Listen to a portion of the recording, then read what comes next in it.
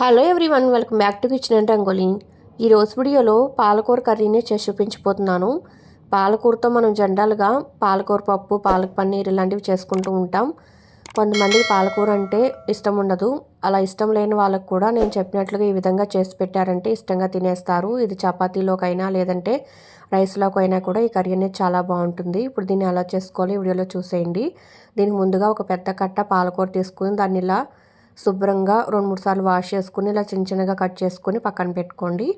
ముందుగా స్టవ్ వెలిగించుకొని ఒక బాండి పెట్టుకున్న దాంట్లో 1 టేబుల్ స్పూన్ వరకు పల్లీలు, 1/2 టీ స్పూన్ వరకు ధనియాలు, 1/2 టీ స్పూన్ వరకు జీలకర్ర, 4 ఎండుమిరపకాయలు, కొంచెం 1/4 టీ స్పూన్ వరకు మెంతులు, 1 టీ స్పూన్ వరకు మినపప్పు, 1 టీ స్పూన్ వరకు పచ్చనిపప్పు వేసుకుని ఈ పప్పులన్నీ లో ఫ్లేమ్లో ఒక 3-4 నిమిషాల పాటు వేయించుకున్నారంటే ఇవి బాగా ఫ్రై అవుతాయి.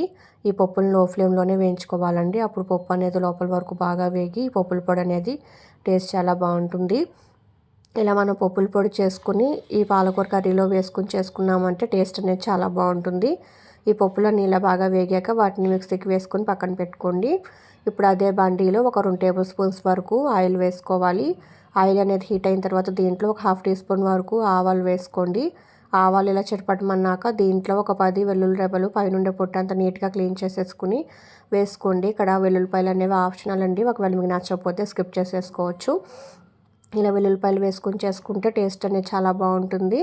వెల్లుల్లిపాయలు కొంచెం వేగిన తర్వాత దీంట్లో ఒక 2 ఉల్లిపాయలు, ఒక 3 పచ్చిమిరపకాయలు, ఒక రెమ్మ కరివేపాకు వేసి ఉల్లిపాయలు అనేవి లైట్ గోల్డెన్ షేడ్ వచ్చేంత వరకు వీటిని మీడియం ఫ్లేమ్లో ఒక 3-4 నిమిషాల పాటు ఫ్రై చేసుకోవాలి. ఉల్లిపాయలు అనేవి ఇలా గోల్డెన్ షేడ్ వచ్చేంత వరకు వీటిని మధ్య మధ్యలో ఇలా మిక్స్ చేసుకుంటూ ఫ్రై చేసుకోండి. ఉల్లిపాయలు అనేది మీరు కావాలంటే ఒకటైనా వేసుకోవచ్చండి. నేను ఇక్కడ 2 ఉల్లిపాయలు వేసుకున్నాను. మీరు ఒకటైనా వేసుకోవచ్చు. ఉల్లిపాయలు కొంచెం ఎక్కువగా వేసుకుంటే గ్రేవీ అనేది కొంచెం ఎక్కువగా వస్తుంది.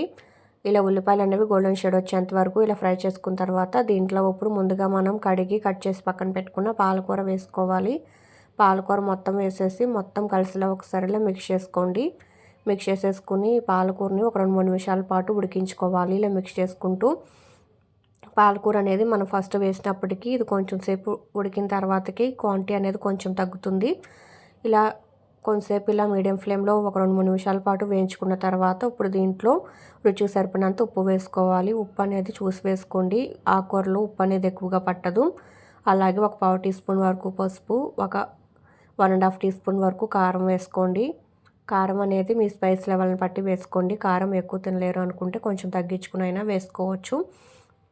వేసుకుని మొత్తం కలిసిలా ఒకసారి మిక్స్ చేసుకుని దీన్ని ఒక 2-3 నిమిషాల పాటు మీడియం ఫ్లేమ్లో ఇలా మధ్య మధ్యలో మిక్స్ చేసుకుంటూ ఉడికించుకోండి.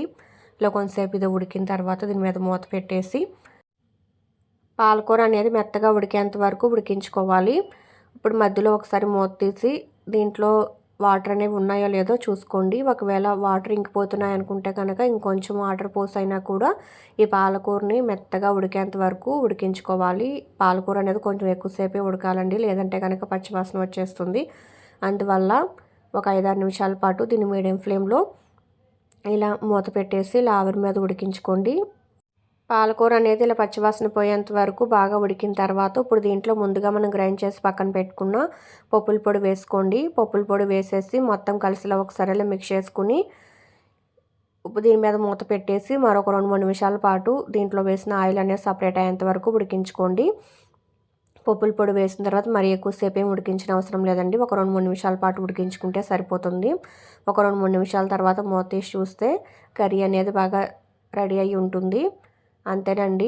ఇలా 2-3 నిమిషాలు ఉడికించుకున్న తర్వాత ఇంకా స్టవ్ అనేది ఆఫ్ చేసేసి దీన్ని వేడివేడిగా అన్నంలోకి కానీ లేదంటే చపాతీలోకి సర్వ్ చేసినా కూడా ఈ పాలకూర కర్రీ అనేది చాలా బాగుంటుంది. ఇలా పాలకూరలో ఇలా పప్పుల పొడి వేస్ట్ చేసుకోవటం వల్ల టేస్ట్ అనేది చాలా బాగుంటుందండి. డిఫరెంట్గా ఎప్పుడు మనం పాలకూర పప్పు ఇలాంటివి చేసుకుంటూ ఉంటాం కదా, కొంతమందికి పాలకూర అంటే కూడా ఇష్టం ఉండదు. అలాంటి వాళ్ళకి ఇలా ఒకసారి చేసి పెట్టారంటే ఎప్పుడు ఇదే కావాలంటారు. అంత బాగుంటుందండి ఈ కర్రీ. మీరు కూడా ఈ కర్రీని ఒకసారి ట్రై చేసి మీకు ఎలా కుదిరిందో నా కామెంట్ రూపంలో తెలియచేయండి. ఈ వీడియోకి లైక్ చేయడం మాత్రం అస్సలు మర్చిపోకండి.